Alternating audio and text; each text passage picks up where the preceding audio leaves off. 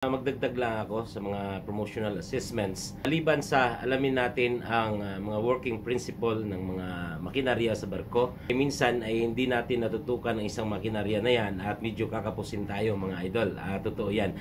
Pero bago yan mga idol, gusto ko munang i-congratulate ang dalawa sa mga subscribers ko na recently pumasa from third engineer to second engineer and from fourth engineer to third engineer.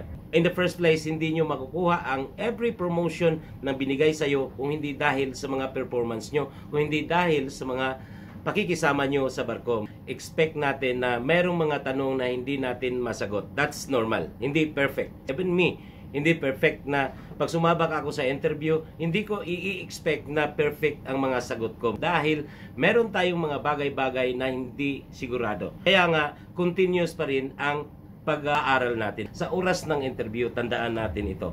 Masagot man natin yung 1 up to 5 at hindi natin masagot ang 5 up to 10, pero ano ang magbibigay ng impression sa mga interviewers? Ipakita nyo ang willingness to learn.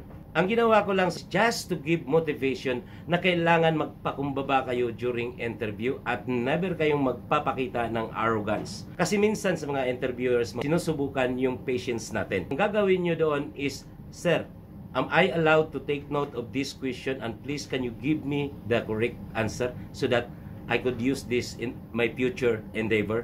Ganun lang ang papakita nyo. Ganun lang ang sinabi ko sa dalawa na ito.